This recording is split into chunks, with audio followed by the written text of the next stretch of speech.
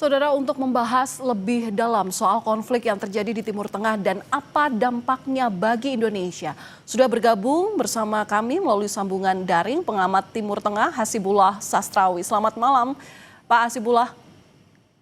Selamat malam Mbak Valen dan pemirsa Kompas TV. Ya, selamat malam. Terima kasih sudah mau menyediakan waktunya untuk kami di Kompas Malam. Pak, ini jadi bagaimana seharusnya pemerintah Indonesia dalam menyikapi konflik Iran, Israel, dan Amerika? Yang pertama sebelum menjawab pertanyaan Mbak Valen, karena saya mengikuti konflik ini dan tampil dalam beberapa kali acara, kita perlu update untuk perkembangannya, terutama sekarang di waktu kurang lebih 32 menit, 32 jam lewat 30 menit semenjak serangan dilakukan oleh Israel dan Amerika pada siang hari waktu Indonesia kemarin. Saya melihat perkembangannya dua, Mbak, yang saya catat. Yang pertama adalah serangan demi serangan itu masih terjadi dan makin intensif. Bahkan yang terbaru, serangan yang paling besar itu terjadi di Israel di daerah Beit Shemesh atau Beit Shams kalau dalam bahasa Arab, ya, di mana puluhan korban diberitakan menjadi korban dari serangan yang dilakukan oleh Iran sebagai balasan atas serangan yang dilakukan oleh Israel. Dan yang kedua, konteks yang menarik adalah justru pernyataan pers secara eksklusif yang disampaikan oleh Menteri Luar Negeri Iran Abbas Araghchi kepada Al Jazeera kurang lebih 30 menit yang lalu. Banyak hal yang disampaikan oleh Abbas Araghchi. Yang pertama di antara yang paling penting menurut saya bahwa Iran mempunyai sistem dan konstitusi yang sudah cukup kuat, termasuk ketika mengantisipasi masa-masa krisis seperti sekarang. Dalam pernyataan yang disampaikan Araghchi bahwa sekarang sudah mulai terbentuk yang namanya Dewan Kepemimpinan Transisi yang dipimpin dari tiga unsur, yaitu dari unsur Presiden Iran Mas'ud Pezeshkian, kemudian dari unsur Mahkamah Agung, dan juga dari unsur Dewan Penjaga Konstitusi. Nah, Dewan ini akan menjalankan roda pemerintahan dan kepemimpinan pada masa-masa transisi. Dan yang kedua yang sangat sangat kuat menurut saya pernyataan Abbas Araghchi bahwa kurang lebih dalam 1 hari atau 2 hari ke depan kemungkinan akan sudah mulai terpilih pengganti daripada Ayatullah Ali Khamenei sebagai pemimpin tertinggi. Nah, itu artinya kurang lebih dua hari lagi paling lama Iran akan kembali pulih sistem kepemimpinannya dalam bentuk piramida yang selalu sampaikan bahwa serangan kemarin berhasil membunuh beberapa orang yang berada di ujung tertinggi piramida kepemimpinan. Tapi dengan adanya sistem yang sudah cukup kuat, termasuk konstitusi yang mengatur pemerintahan dan tata kelola kepemimpinan di Iran, maka yang disampaikan oleh Abbas Araghchi menjadi kayak semacam bukti bahwa Iran mungkin bisa diserang. Malah ini juga disampaikan oleh Abbas Araghchi, Iran Ya. mungkin bisa diserang dan dibunuh salah satu pimpinannya, tapi sistemnya sudah berjalan dengan sangat kuat, konstitusinya sudah mengatur waktu demi waktu yang harus dilakukan pada masa-masa krisis seperti sekarang, Mbak Valen. Ya, lantas bagaimana sikap Indonesia dalam menyikapi konflik ini, Pak Hasibullah? Ya, menurut saya ini untuk masyarakat Indonesia terutama dan juga pemerintah.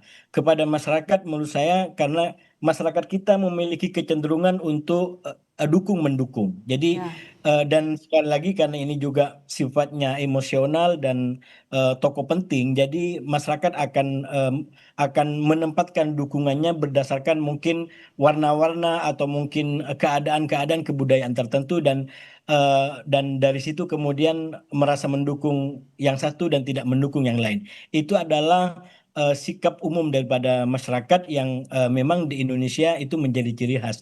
Nah, yang paling menentukan menurut saya dan ini harus diperhatikan justru oleh pemerintah. Yang pertama, pemerintah harus betul-betul berpegangan kepada nilai-nilai kebangsaan kita, panduan-panduan kebangsaan kita, terutama berkaitan dengan negara-negara yang sedang berkonflik seperti Iran dan Amerika dan Israel sekarang. Tentu yang dilakukan oleh Israel dan Iran itu tidak bisa dibenarkan karena itu adalah agresi, itu adalah serangan terhadap negara yang berdaulat dan Iran mempunyai hak secara hukum, secara apa namanya, secara moral untuk melakukan pembalasan. Dan itu juga tadi yang disampaikan oleh Menlu Iran bahwa Iran memiliki apa namanya pijakan hukum dan pembenaran untuk melakukan serangan balasan. Namun demikian sekali lagi pemerintah harus menurut saya berpegangan kepada perspektif kebangsaan kita terutama kaitannya dengan turut serta menciptakan perdamaian dunia berdasarkan perdamaian abadi. Jadi ini adalah sebuah konteks yang sangat kuat. Nah, oleh karena itu kalau Bapak Presiden mengusulkan agar menjadi mediator dalam situasi ini, menurut saya ini usulan yang sangat kontekstual. Walaupun kalau kita cermati di dalam perkembangan global secara umum, mungkin kalau hanya sendiri itu akan sangat terbatas ya untuk bisa menjadi mediasi. Saya di TV sebelah barusan menyampaikan saya melihat minimal ada 3 negara atau 3 pemimpin yang sekarang kalau ini menjadi trio kerjasama mungkin akan bisa memudahkan kerja-kerja mediasi untuk meredakan perang ini. Yang pertama adalah Indonesia dengan Pak Prabowo yang sudah mengusulkan tadi. Yang kedua juga Turki dengan Erdogan yang kita tahu Turki juga punya hubungan dekat sama Amerika sama Donald Trump dan banyak juga dipuja-puji di dalam forum-forumnya. Bahkan ada kayak semacam hubungan segitiga di antara Trump, kemudian Netanyahu dan Erdogan, saking dekatnya gitu. Dan yang ketiga menurut saya ini yang bisa juga dimainkan dalam dalam peran mediasi adalah Presiden Putin dari Rusia. Jadi kalau kita baca Presiden Putin mungkin dia bisa berganti peran dengan Trump. Kalau Trump dalam konteks perang Rusia dengan Ukraina, Trump menjadi mediator untuk bisa mengakhiri perang ini, maka perang yang sekarang dilakukan oleh Amerika dan Israel dengan Iran justru bisa juga digunakan oleh Putin dan Rusia untuk menjadi mediator. Nah, Tapi sebenarnya apakah Iya, tapi apakah Iran ini akan kembali ke meja perundingan? Kemungkinan yang terjadi seperti apa, Pak Hasibullah? kalau kalau saya mengikuti dari perkembangan terbaru dari Menlu Abbas Araqi tadi, sebenarnya walaupun pahit bagi Iran, traumatik bagi Iran. Kenapa traumatik? Karena tadi juga dikutip dalam wawancaranya, bayangkan ini 2 kali Iran sedang berunding dan baik-baiknya lalu tiba-tiba diambil serangan oleh Israel dan oleh Amerika. Jadi cukup traumatik. Tapi saya melihat Iran juga masih membuka diri bagi terjadinya upaya-upaya diplomasi atau upaya untuk apa namanya menurunkan tensi perang ini. Tapi memang ini butuh para mediator yang mungkin bisa diterima oleh 3 pihak paling tidak, yaitu Iran, Israel, dan Amerika. Dan 3 nama tadi atau 3 negara tadi menurut saya bisa untuk menjangkau menjadi perekat bagi 3 negara yang sedang perang ini. Komposisi ini menurut saya belum sempurna karena mestinya ada dari Eropa yang juga punya punya peran menentukan dalam situasi sekarang. Tapi kita tahu Eropa dengan Rusia, dengan Putin dia tidak akan pernah ketemu. Jadi kalau ada Putin maka sudah pasti tidak akan ada Eropa. Nah, kalau kita masukkan Eropa, kita tahu Eropa dengan Trump sendiri sekarang juga tidak terlalu harmonis, terutama dengan kebijakan Trump yang kurang juga menghargai Eropa terkait dengan Greenland, terkait juga dengan apa namanya upaya yang mau dilakukan di Greenland ya, dan di tempat-tempat lain yang itu membuat kehormatan Eropa tidak diperlakukan sebagaimana mestinya oleh Trump. Nah, oleh karena itu formula 3 negara dan 3 pemimpin ini menurut saya bisa untuk mungkin saling memulai upaya mediasi. Sekali lagi, upaya mediasi ini penting karena ini dampaknya sudah mulai kemana-mana dan mulai menyangkut kepada kepentingannya banyak pihak, bukan hanya regional Timur Tengah, tapi juga berkaitan dengan kehidupan dunia secara umum. Nah, yang perkembangan terbaru juga yang menurut saya ini juga akan menentukan ke depan kalau komunitas internasional tidak segera mengambil inisiatif, ini sekarang lagi posisinya wait and see adalah negara-negara Arab Teluk. Negara Arab Teluk ini kan sudah diserang sedemikian rupa oleh Iran Dan lagi-lagi dalam perkembangan terbarunya, menlu Iran cukup kewalahan menjawab pertanyaan-pertanyaan dari Al Jazeera karena kenapa kok kemudian yang diserang justru negara-negara Arab Teluk. Jadi Iran tetap bersikukuh bahwa itu adalah serangan bukan ditujukan kepada negara-negara Arab Teluk, tapi itu ditujukan kepada pangkalan Amerika yang ada di negara-negara ini. Tapi persis seperti ilustrasi duri dalam daging, walaupun yang ditarget adalah durinya, tapi dagingnya yang ada di sekitarnya juga terkena. Dan itulah sekarang yang dirasakan oleh negara-negara Arab Teluk yang menjadi terdampak secara langsung dari perang ini. Nah, pada perkembangan 32 jam lewat 30 menit ini kurang lebih saya mencatat ini kalau negara-negara Arab Teluk nanti menjadi konklusif berkaitan dengan sikap yang akan diambil ke depan, maka ini akan bisa membawa perang atau dimensi baru di dalam perang ini.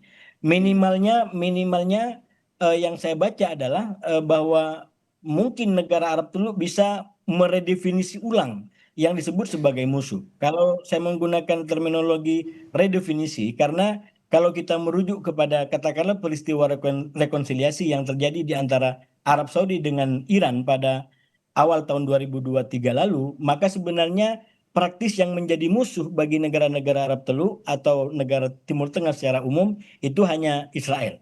Dan ini berbeda dengan situasi atau definisi musuh bagi negara-negara Arab di Timur Tengah sebelumnya, di mana ada dua, yaitu Israel di satu sisi dan Iran di sisi yang lain, karena mereka juga sempat ada masalah. Tapi dengan adanya rekonsiliasi per awal 2023, maka secara efektif yang menjadi musuh hanya Israel, karena Iran lalu kemudian sudah diterima bahkan hubungan sangat baik termasuk dengan Arab Saudi, termasuk dengan negara-negara lain di Qatar.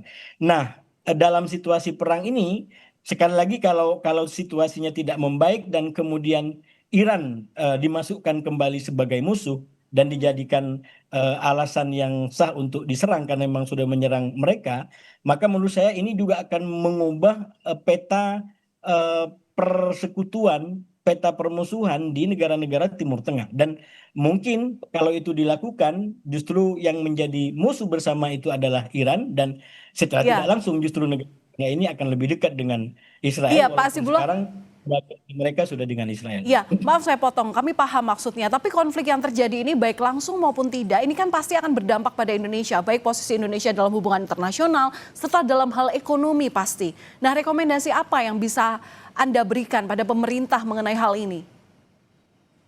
Yang pertama, menurut saya pemerintah sekarang dalam situasi perang yang terus meningkat harus betul-betul melihat dan mengkaji situasi lapangan, terutama melalui semua kedutaan besar, Bapak Duta Besar kita di wilayah-wilayah konflik ini, untuk memastikan perlindungan dan apa namanya keselamatan bagi warga negara.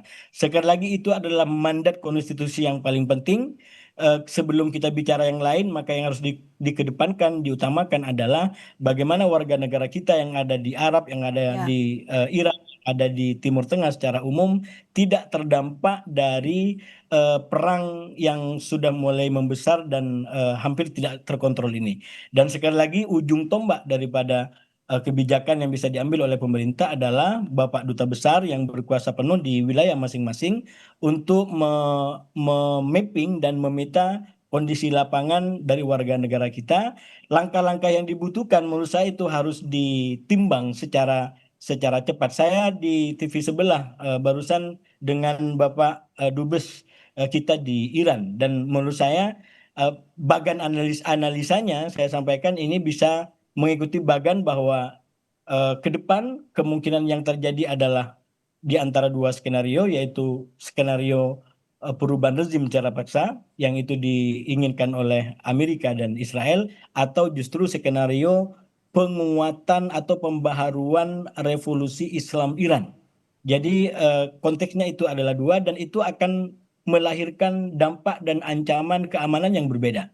Kalau yang terjadi adalah katakanlah penguatan daripada revolusi Islam Iran, Ya, singkat maka saja Pak. ya mungkin tidak akan terlalu membahayakan keamanan di jalanan karena ya serangan-serangan mungkin tidak akan terlalu tidak terlalu intensif, walaupun tetap kemungkinannya juga terbuka. Baik. Begitu, Mbak. Baik, terima kasih atas insight-nya sudah berbagi bersama kami di Kompas Malam, pengamat Timur Tengah Bapak Hasibullah Sastrawi. Terima kasih Pak, salam sehat selalu. Terima kasih, Mbak Valen.